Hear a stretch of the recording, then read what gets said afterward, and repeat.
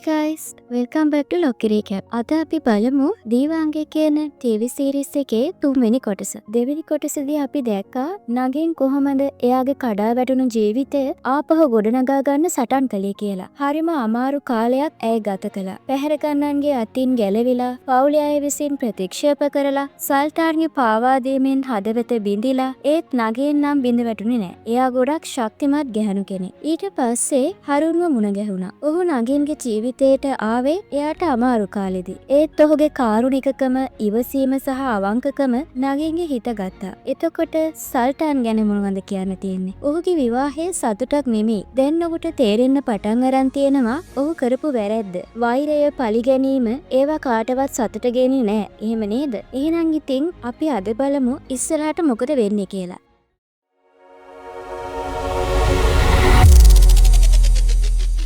තමන්ට ජීවිතේම වගේ ආදරය කරපු ගැහණු ළමයාගේ කම්මුල් පහරකින් පස්සේ මේ මිනිස්යාගේ හදවතේ තිබුණ ආදරය වෛරයක් බවට හැරුණා. ඔහුගේ මනසට පරිගැනීමේ සැලැස්මක් වුණා. ඔහු තමන්ගේ ගෞරවය නැති කරලා මේ ගැහණු ළමයාව රවටලා ආදරයට අසු කරගත්තා. ඊට පස්සේ ඒ ගැහණු ළමයාත් එක්ක විවාහ වෙන්න එකඟ වෙනකම් ගෙදර ආවා. ඒත් මේ පිස්සු මිනිස්යා කලේ මොනවද? එයාලගේ විවාහ දිනේදීම මේ මිනිස්යා මැරියෝ කුලියට දාලා ඇයව පැහැරගෙන ගියා. ඇයගේ නම කීර්තිය කුණුකූඩිට දාලා ඇයව පාරේ දාලා ගියා. නගින්ට ඉතුරු වුණේ කඳුළු විතරයි. එයා නැන්දගේ ගෙදරට වෙනම නගරයකට ගියා ජීවත් වෙන්න. ඒ නගරේ එයාගේ සංවේදී බව, මිහිරි ස්වභාවය හරුන් කියන හොඳ මිනිස්සෙකුට ගැඹුරින් ආදරයක් ඇති කළා. ඒත් නගින් කලින් අත්දැකීමෙන් හදවතේ ගැඹුරටම තුවාල වෙලයි තිබ්බේ. ඇයට අලුත් කෙනෙක්ට ආදරය කරන්න බය හිතුණා. ඒත් මේ හරුන් කියන මිනිස්යාගේ ප්‍රබෝධමත් සහ කරුණාවන්ත ගති ඒවා එයාගේ හදවතේ තිබුණ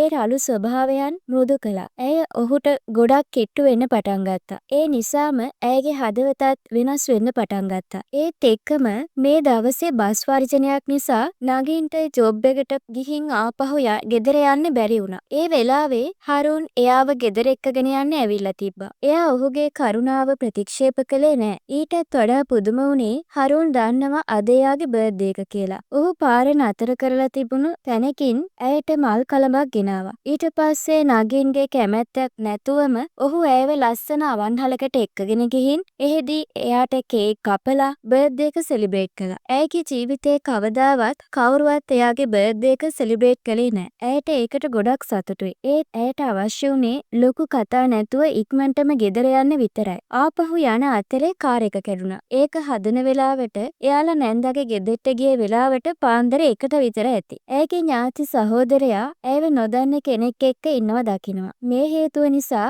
එයාලා ඇය ගැන වැරදියට හිතනවා. නැන්දාගේ පවුලේ අය හිතුවා නගින් කියන්නේ පිටතේදී දුර්ගතිය තියෙන ගැහණු ළමෙක් කියලා. ඔවුන් ඇයට බැන්නා. නගින් සහ හරුන් කොච්චර පැහැදිලි කරන්න උත්සාහ කළත් එයාලා ඒව විශ්වාස කළේ නැහැ. පවුලේ නමයි කීර්තියයි කැලලක් කරලා කියලා ඇයට බැන්නා. ඊට පස්සේ ඇයගේ ගමන් බඩුමුට්ටු ඔක්කොම එළියට දාලා යන්න කියලා කිව්වා. හරුන්ට නගින්ගේ මේ අපහාසය දරා ගන්න බැරි වුණා. ඔහු ඇයව කාර් එකකට නංගගෙන එතනින් එක්කගෙන ගියා. නගින් යන ගමන් හොඳටම ඇඬුවා. ඇය කිසිම වැරැද්දක් කළා නැහැ. ජීවත් වෙන්න තැනක් විතරයි හොයන්නේ. ආදරයක් නැතුව අනිත් අයගේ පහත්කම් සහ අපහාසයන්ටත් මුහුණ දෙන්න සිද්ධ වුණා. හරුන්ගේ හදවතත් ඇය වෙනුවෙන් වේදනාවෙන් පිරුණා. ඔහු කිව්වා ඔයා තනි වෙලා නැහැ කියලා. ඔහු ඇයව විවාහ කරගෙන ගෙදරක් දෙන්නම් කිව්වා. ඔහු නිවසක් නැති නගින්ට තමන්ගේ ගෙදරට එක්කගෙන ගියා. ඒත් හරුන්ගේ අම්මා ඇයව සාදරයෙන් පිළිගත්තේ නැහැ. ඇයට අවශ්‍ය වුණේ පුතාට ධනවත් ඉහළ පැලැන්තියේ ගෑනු ළමයෙක්ව විවාහයක් සිද්ධ වෙනවට. හරුන් කිව්වා ඔහු නගින්ට ආදරය කරනවා. ඇයව විවාහ කරගන්නවා කියලා. ඔහුගේ අම්මා ඒකට විරුද්ධ වුණා.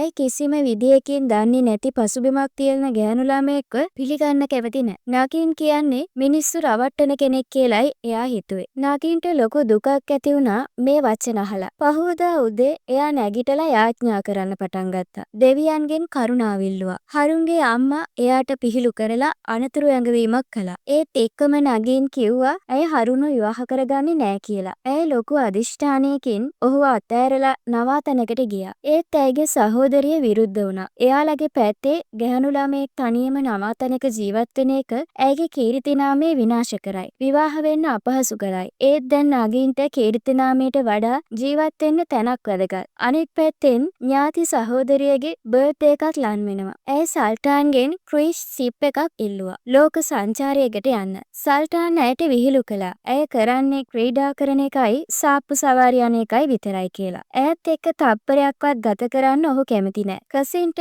මේ දේවල් ඉවසන්න බෑ. එයා තමන්ගේ තාත්තගේ ගෙදරට ගියා. හවස් වරුවේදී ආච්චි සල්ටාන්ට ඇයව ආපහු එක්කගෙන එන්න කියලා කිව්වා. ඒත් ඔහු එක්කගෙන යන්න ප්‍රතික්ෂේප කළා. ඔහු කිව්වා තමන් කවදාවත් අඩුපාඩු තියෙන ගැහැණු ළමයෙක්ගේ වහලෙක් වෙන්නේ නෑ කියලා. විවාහය බලෙන් පවත්වාගෙන යන්න පුළුවන්. ඒත් ආදරේ නම් බෑ. ආච්චි හරියටම කිව්වා ඔහු තාමත් නගින්ට ආදරය කරනවා. ඔහු නගින්ට හානි කරලා ඇයව අහිමි කිරීම ගැන පසුතැවෙනවා. මේක සල්ටාන්ගේ හදවතේ තිබුණ තුවාලයට කෙලින්ම දැනුණා. ආච්චි ඔහුට කිව්වා ඔයාට නගින්ගේ පවුලට සල්ලි වලින් උදව් කරන්න පුළුවන්. ඒත් ඇයගේ හදවතට කලබල කරන්න එපා. ඔයාගේම විවාහයත් විනාශ කරගන්න එපා. එහෙම නැත්නම් මම මැරෙනවා කියලා. ඒත් වැඩිපුර තහනම් කරපු තරමට ඔහුට තවත් තරහ ගියා. සල්ටාන් නගින්ගේ පරණ ජොබ් එක කරපු තැනට ගිහින් ඇය කොහෙද කියලා ඇහුවා. ඒත් ඇයගේ පවුල කොහෙ ගියාද කියලා කවුරුත් දන්නේ නැහැ. ඒ නිසා සල්ටාන්ගේ බලාපොරොත්තු සුන් වුණා. ඒ අතරේ නගින්ගේ මැනේජර් ඇයගේ වැඩ කටයුතු ගැන සතුටු වෙලා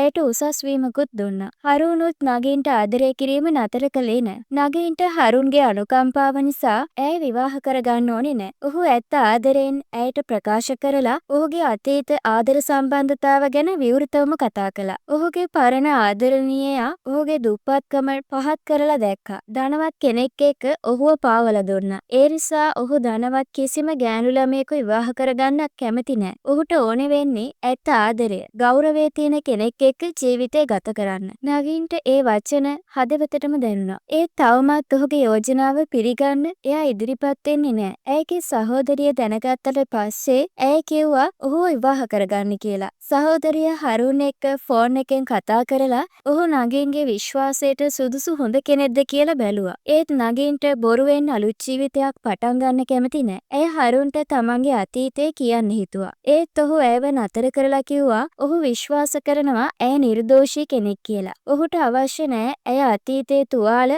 ආයෙත් විවෘත කරන්න. ඔහුට අවශ්‍ය ඇයට සතුටක් දෙන්න විතරයි. හරුන් ඇයට ඔහුගේ යෝජනාව සලකලා බලන්න දවසක් දුන්නා. ඇය ප්‍රතික්ෂේප කළාට ඔහු ඇයව තනි කරන්නේ නෑ කියලා පොරොන්දු වුණා. ගෙදරට ආපහු ගිය හරුන් සහ ඔහුගේ සහෝදරිය අම්මට මේ ගැන කිව්වා. ඔහු තර්ජනය කළා අම්මා එයාලගේ විවාහයට එකඟ වුණේ නැති වුණොත් නගින්ව පිටරටට එක්කගෙන යනවා කියලා. ඔහුගේ සහෝදරිය අම්මගෙන් ආයාචනා කළා. පුතා අහිමි වෙනවට කැමති නැති අම්මා අන්තිමේදී විවාහයට එකඟ වුණා. ඒ අතරේ සල්ටාන් මාස 3ක් තිස්සේ නගින්ව හොයාගන්න බැරි වෙලා පිස්සු හැදිලා වගේ. ඔහු තමන්ගේ සම්බන්ධතාව පාවිච්චි කරලා රටේ නගින් කියන නමින් ඉන්න හැම කාන්තාවකගෙම ෆෝන් නම්බර්ස් එකතු කරලා එක එක නම්බර්ස් වලට කෝල් කරන්න පටන් ගත්තා. ඔහු ඇත්ත නගින්ට කෝල් එකක් ගන්න ගියපු වෙලාවෙම ඔහුගේ ආච්චි කෝල් කරලා කිව්වා ඔහුගේ කසින් ප්‍රෙග්නන්ට් වෙලා කියලා. තමන් තාත්තා කෙනෙක් වෙන්න යනවා කියන සුබ ආරංචිය ඇහුවට පස්සේ එයා ඉක්මනටම ගෙදර ගියා. ඒකෙන් ඒ කෝල් එක ගන්නත් බැරි වුණා. ඒ විදිහට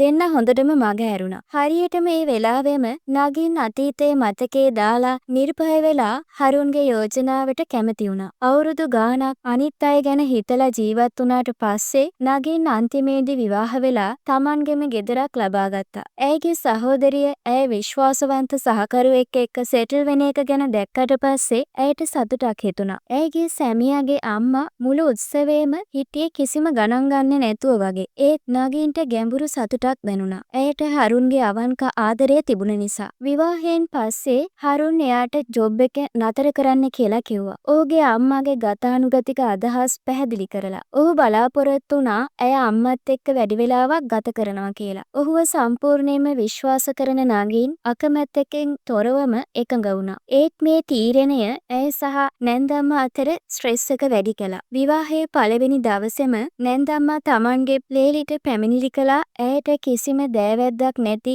අනාථ වගේ පෙනුමක් තියෙන පවුලට ලැජ්ජාවක් ගෙනාවා කියලා. හරුන් සති දෙකක් නිවාඩුවක් ගත්තා බිරිඳත් එක්ක හනිමූන් යන්න. ඒත් ඔහුගේ අම්මා ඔහුට හොඳටම බැන්නා. ඔහු විවාහය සඳහා ලක්ෂ 5ක් ණයට ගත්ත නිසා අම්මව සංසුන් කරන්න හරුන් හනිමූන් එක කැන්සල් කරලා වැඩට ආපහු ගියා. ඊට පස්සේ ඔහුගේ අම්මා ගෙදර හිටපු සේවකයෝ ඔක්කොම යවලා නගින්ට ගෙදර හැම වැඩක්ම කරන්න බල කළා. නගින්ට ඕනේ වුණේ එයාගේ නැන්දම්මගේ හිත වෙනස් කරන්න. ඒ නිසා එයා ගොඩක් මහන්සි වෙලා වැඩ කළා. ඒත් නැන්දම්මට හිත වෙනස් කරන්න නම් නම් බැරි වුණා. පවුලේ එයාගේ තැන ගන්න උත්සාහ කරන්න එපා කියලා කිව්වා. ඔයා මගේ පුතාව මගෙන් හොරකම් කරා වෙන්න පුළුවන්. ඒත් ඔයාට කවදාවත් මේ ගෙදර පාලනය කරන්න බෑ. නැන්දම්මා නගින් ගැන හැම පොඩි වැරැද්දක්ම හොයනවා. ඇයට අම්මා කියලා කතා කරන්නත් තහනම් කරනවා. කඳුළු පිරුණු ඇස් වලින් නගින් දිවුරුම් දෙනවා. ඇය කිසිම දවසක හොරකම් කරන්න හිතුවේ නෑ කියලා. ඇයට ජීවිතය අවශ්‍ය වුණේ පවුලක් සහ අම්මා කෙනෙක් විතරයි. ඒත් ඇයගේ නැන්දම්මා දිගටම ඇයට අපහාස කරනවා. ඒකෙන් නගින් ගොඩක් අසරණ වෙලා එළියට ගිහින් වාඩි වෙලා නිහඬවම අඬනවා. හරුන් මේ හැම දෙයක්ම දැනගෙන ඇයව සනසනවා. ඔහු කියනවා මට ඔයා නැතුව ජීවත් වෙන්න බෑ කියලා. මගේ අම්මගේ ගතිය නරකයි. ඒත් එයා මට ආදරය කරනවා. එයා මං ආදරය කරන කෙනාටත් ආදරය කරන්න ඉගෙන ගනි. ඔයා ඇයව දිගටම බලාගන්න. ඇය වෙනස් වෙයි කියලා. අනෙක් පැත්තෙන් සල්ටාන් අහම්බෙන් නගින්ගේ සහෝදරයව පාරේ දකිනවා. ඔහු ඉක්මනටම ඩ්‍රයිවර්ට කිව්වා ඇය පස්සෙන් යන්න. ඒත් ඉරණම ඔහුට ඒ අවස්ථාව දුන්නෙත් නෑ. රතු ලයිට් එක නිසා ඔහුට නගින්ගේ සහෝදරයව මිස් වෙනවා. ඊට පස්සේ සල්ටාන් සැක කරනවා නගින් මේ නගරෙම ඉන්නව ඇති කියලා. නගින් ගැන හිතුවම ඔහුට මුළු රෑම නිින්ද යන්නේ නෑ. ඒත් ඔහුගේ රසෙනුත් වෙනස් නෑ. ඇය ඔහුට ගැඹුරින්ම ආදරය කරනවා. ඔහු ඇයව ගණන් ගන්නේ නැතුව ඉන්න හැදුවත් ඇය ඔහු ළඟට ආපහු එනවා. ඒත් සල්ටාන්ගේ ඇයට ආදරයක් නැති නිසා එයාලගේ විවාහය සතුටු දෙයක් නෙමෙයි. එයාලගේ විවාහය තියෙන්නේ ඇය ගර්භණී තත්ත්වයෙන් ඉන්න නිසා විතරයි. සමහර වෙලාවට දරුවෙක් එයාලා වගේ අස්ථාවර විවාහයක් ශක්තිමත් කරන්න පුළුවන්. ඒ වගේම ඔහු සහ මාමා අතර ආතතිය අඩු කරන්නත් පුළුවන්. විවාහයට මාස 2ක් වෙද්දී හරුන්ගේ අම්මගේ වාචික හිංසන නගින්ට තවත් වැඩි වෙනවා. නගින් ඒවා නිහඬවම ඉවසනවා. නගින්ට දරුවෙක් ඕනේ. ඒකෙන් නැන්දම්මගේ හදවත මෘදු වෙයි කියලා අය හිතනවා. ඒත් හරුන් ප්‍රතික්ෂේප කරනවා. එයාලගේ ආර්ථික අස්ථාවරත්වයයි ණය ගැනයි කියලා. මම දුප්පත්කමින් හැදුනා. පිටරට ප්‍රසිද්ධ විශ්වවිද්‍යාලයකට යන්න සල්ලි නැතුව. දැන් මගේ රැකියාවත් අතරමඟදී නැවතිලා. මට ඕනි නෑ අපේ දරුවත් ඒ විදිහට දුක් විඳින්න. ආර්ථිකව හොඳ තත්යකට ආවට පස්සේ දරුවෙක් ගැන හිතමු කියලා. ඊට පස්සේ හසින්ගේ ගර්භණී කාලයේ මාස 9 වෙද්දී ඇය සල්ටාන්ගේ සහායකයාගෙන් දැනගන්නවා සල්ටාන් තවමත් නගින්ව හොයනවා කියලා. ඇය ඔහුට සල්ලි දීලා සල්ටාන්ට නගින්ව හම්බ වෙන්න ඉඩ දෙන්නේ නැතුව ඉන්න තීරණය කරනවා. අවාසනාවකට මේ හැමදේම සල්ටාන් අහගෙන ඉන්නවා. තරහින් ඔහු ඇයගේ ෆෝන් එක අරගෙන කතා කරේ කවුද කියලා බලද්දී ද්‍රෝහියා ඔහුගේම සහායකයා කියලා දැනගන්නවා. ඔහු තමන්ගේ මිනිස්සුන්ට කිව්වා සහායකයාට දරුණු විදියට වද දෙන්න කියලා. ඔහු දැනගත්තා කම්මුල් පහර දෙන වීඩියෝ එක ඉන්ටර්නෙට් එකේ දාලා තියෙනවා කියලා. ඒකෙන් තේරුණා ඔහු වැරදියට නගින්ට චෝදනා කරලා තියෙනවා. ඔහු ගොඩාක්ම ආදරය කරන ගැහැණු කෙනාට හානි කළා කියලා. සල්ටාන් කසින්ට බැන්නා. ඔහුව සහ ඔහුගේ පවුලේ අයව රැවට්ටුවා කියලා. ඒත් ගර්භණී තත්ත්වයෙන් ඉන්න කසින් විහිළු කරමින් කිව්වා ඔහු පහත් කෙනෙක් එක්ක සම්බන්ධතාවයක් ඇති කරගත්තේ කියලා. තරහ ගිහින් ඔහු කිව්වා එයා නගින්ට විතරයි ආදරය කරන්නේ. එහෙම කියලා ඩිවෝස් එකක් ඉල්ලුවා. අනුකම්පාව ඉල්ලනවා වෙනුවට ඇය විහිළු කරමින් කිව්වා මට ඔයා ගන්න බැරි නම් කාටවත් ගන්න බෑ කියලා. ඒ වචන අහලා ඔහු ඇයට ගහනවා. ඇය දොර මුල්ලට තල්ලු කරලා පඩිපෙලෙන් වැටෙන්නත් සලස්වනවා. ඊට පස්සේ පැය ගානකට වැඩි ශල්‍ය කර්මයකින් පස්සේ ඩොක්ටර්ස්ලා දරුවව බේර ගන්නවා. ඒත් දරුණු විදියට ලේ ගැලීමෙන් කසින් මැරෙනවා. සල්ටාන් දන්නේ නැතුවම තමන්ගේ බිරිඳව මරලා එයාලගේ දුව උපතින්ම අම්මා නැති කරලා පවුලේ සාමය සඳහා අපරාධ ස්ථානය දැක්ක ආච්චි ඇත්ත හංගන්න තීරණය කළා. ඒත් ඇයට ඉවසන්න බෑ මේ මොනුබුරා කරපු වැඩේ ගැන. ඊට පස්සේ සල්ටාන් දරුවව අල්ලන්න උත්සාහ කරද්දී ආච්චි එක වළක්වනවා. ඇය සල්ටාන්ට බනිනවා. ඔයා ඔයාගේ මතින් ඇගේ අම්මව මැරුවා. ඔයා තාත්තා කෙනෙක් වෙන්න සුදුසු නෑ. අද ඉඳන් ඔයා මගේ මුණුබුරා නෙමෙයි කියලා. අහම්බෙන් කසින්ගේ තාත්තා මේක අහගෙන ඉන්නවා. තරහින් ඔහු තුවක්කුවක් අරගෙන සල්ටාන්ව මරන්න එනවා. දුවගේ මරණයට පලිගන්න. කසින්ගේ අම්මා ඔහුව නතර කරන්න උත්සාහ කරනවා. ඒත් ඇය දුවගේ දුක් ගැන ඇත්ත දැනගත්තට පස්සේ සල්ටාන්ගේ නිර්දයකමට බය වෙනවා. ඊට පස්සේ මාමා ඔහුගේ බිරිඳව පැත්තකට තල්ලු කරලා තුවක්කුව අරන් වෙඩි තියනවා. අනපේක්ෂිත විදිහට ආච්චි සල්ටාන් ඉස්සරහට පනිනවා. වෙඩි වදින්නේ ආච්චිට. ඒකෙන් සල්ටාන්ට එයාගේ ආච්චිව මැරෙනවා බලාගෙන ඉන්න වෙනවා. මාමට ඒ කම්පැනි ඉවසගන්න බැරුව අංශභාග තත්ත්වයට පත් වෙනවා. ඔහුට ගැලවෙන්න බෑ. නැන්දා දරුවා අරගෙන සල්ටාන්ට හම්බ වෙන එක තහනම් කරනවා. සල්ටාන් හොඳටම දන්නවා ඔහු භයානක පාපවලට ගැඹුරින් වරදකරු කියලා. නැන්දාගේ සමාව ලබා ගන්න අසමත් වෙලා ඔහු දුකෙන් ගමයි ඉපදුණු භූමියයි අතහැරලා ඔහුගේ වෘත්තියට කැප වෙන්න බ්‍රිටන් වලට යනවා. අවුරුදු 4ක් විතර ගත වෙලා සල්ටාන් ආපහු පාකිස්තානෙට එනවා. ඔහු දැනගන්නවා ඔහුගේ මාමත් ඒ කාලෙම මැරිලා කියලා. ඔහුගේ ඥාතීන්ගේ සොහොන් තුන බලද්දී ඔහුට ගැඹුරු වරදකාරීත්වයක් දැනෙනවා. ඒත් ඔහු වේදනාව පැත්තකට දාලා ඉස්සරහට යනවා. ඔහුට ගන්න බැරි දේ ඔහුගේ ආශාව වැඩි කරනවා. මේක නගීන්ට සම්බන්ධවත් ඇත්ත. දැන් ඔහුගේම දුවට සම්බන්ධවත් ඇත්ත. ඔහු නැන්ද හොයාගෙන සමාව ඉල්ලලා දරුවා දකින්න ආයාචනා කරනවා. ඒත් සල්ටාන් එයාගේ ස්වාමි පුරුෂයාත් දුවත් නැති කළා. ඇයි ජීවත් වන කාලේ ඔහුට සමාව දෙන්නේ නැහැ. නැන්දට වැඩිපුර කරදර කරන්න බයට ඔහු බලෙන් දුව ගන්නේ නැහැ. ඔහු දිවුරුම් දෙනවා මාමගේ සිහින සම්පූර්ණ කරන්න. ඔහු දේශපාලන ජීවිතයක් ආරම්භ කරලා දුවගේ නමින් ප්‍රවෘත්ති නාලිකාවක් පටන් ගන්න කියලා. ඔහු මැතිවරණය ජයග්‍රහණය කළාට නැන්ද ඔහුට දුවව දකින්න ඉඩ දෙයි කියලා ඔහු බලාපොරොත්තු වෙනවා. දවසක් ලාහෝර් වල ව්‍යාපාරික සංචාරයකදී සල්ටාන්ට හුරු පුරුදු රුවක් දකිනවා. ඔහු ඉක්මනටම කාර් එකෙන් බැහැලා ඇය පස්සෙන් දුවගෙන යනවා. ඒ නගීන් අවුරුදු 5ක් තිස්සේ ඔහුගේ හීනවල හැංගිච්ච ගැහණු කෙනා. ඇය බය වෙයි කියලා බයට ඔහු ඇයට කතා කරන්න යන්නේ නැහැ. නගින් එයාගේ සැමියාට වොච් එකක් ගන්න යනවා. ඒත් ඒකේ මිල ලොකු ගාණක්. සල්ටාන් දෙපාරක් හිතන්නේ නැතුව මිල අධික වොච් එක ගන්නවා. ඔහු ඇය පස්සෙන් රහසින්ම යනවා. ඇයගේ හැම චලනයක්ම මතක තියාගන්නවා. ඇය කෑම කන දිහාත් බලනවා. ඔහුට ඔවුන්ගේ මිහිරි ආදරයෙන් ගත කරපු කාලය මතක් වෙනවා. ඔහුට ඇයව අයිති කරගන්න තියෙන ආශාව තවත් වැඩි වෙනවා. නගින් ඇයගේ එහෙලියත් එක්ක කතා කරලා පෑගි ගන්න කාර්යබහුල වෙලා ඉන්නවා. ඔහු ඔවුන් පස්සෙන් යන්නේක ඇයට දැනෙන්නේ නැහැ. ඒ වෙලාවේ ඉඳන් සල්ටාන්ගේ වියලුණු හදවත ආපහු අවදි වෙන්න පටන් ගන්නවා වගේ. ඒත් ඇය වොච් එක ගන්නේ ඇයගේ සැමියාට කියලා දැනගත්තට පස්සේ ඔහු පුදුම වෙනවා. ඇය විවාහ වෙලාද? ඔහු යාළුවෙකුට කෝල් එකක් අයන් නගින් දැක්ක කියලා කියනවා. යාළුවා ඔහුට කියනවා ඇය විවාහ වෙලා නම් අතාරින්න. සල්ටාන්ගේ ඇයට තියෙන ආදරේ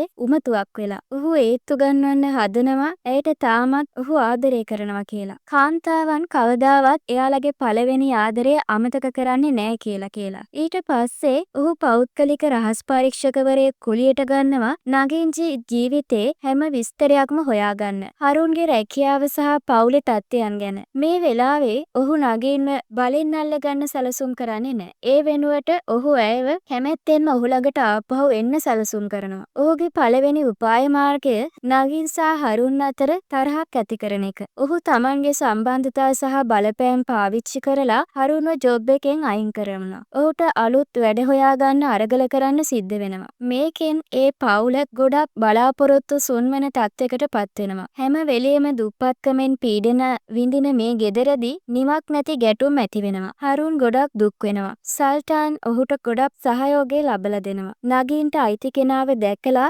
සල්ටාන්ගේ හිතට එන්නේ ඔහුව ගහලා මරන්න. ඒත් ඔහු සංයමයෙන් ඉන්නවා. ඒකෙන් නගින්ගේ වෛරය තවත් වැඩි වෙයි කියලා බය නිසා. ඒ වෙනුවට ඔහු හරුන්ව තමන්ගේ මාධ්‍ය සමාගමේ මැනේජර් කෙනෙක් විදිහට වැඩට ගන්නවා. ඒ අවස්ථාවට කැමති වෙලා හරුන් ඔහුගේ අලුත් බොස්ට ගෞරවයෙන් සලකනවා. සතුටින් හැසිරෙනවා. ඒ අතරේ නගින්ට දන්නේ නැති කෙනෙක්ගෙන් පැකේජ් එකක් එනවා. ඇය shopping ගියපු වෙලාවේ ගන්න බැරි වුණු දේවල්, වොච් එක සහ ඩ්‍රෙස් එකක් ඒකේ තියෙනවා. ඇය පුදුම වෙනවා. ඇයට තේරෙන්නේ නැහැ කවුද මේවා ගෙනාවේ කියලා. ඇයගේ සහෝදරිය හිතනවා ඒ හරුන්ගේ පුදුමයක් කියලා. ඔහුට සල්ලි අඩුවෙන් තිබුණත් ඔහු ඔයාව සතුටු කරන්න ඔහුගේම අවශ්‍යතා පැත්තකට දානවා. නගින්ගේ මේ පැහැදිලි කිරීම දෙපාරක් හිතන්නේ නැතුවම පිළිගන්නවා. නගින්ව වැඩිපුර ලන් කරන්න සල්ටාන් හරුන්ට අවුරුද්දකට ලක්ෂ 6ක වේතනයක් සහ ගෙදරක් කාර් එකක් දීලා හරාජි හෙඩ්ක්වාටර්ස් එකේ වැඩ කරන්න ආරාධනා කරනවා. හරුන් ඔහුගේ අම්මයි සහෝදරියයි ගොඩක් සතුටු වෙලා කරාචි යන්න එකග වෙනවා.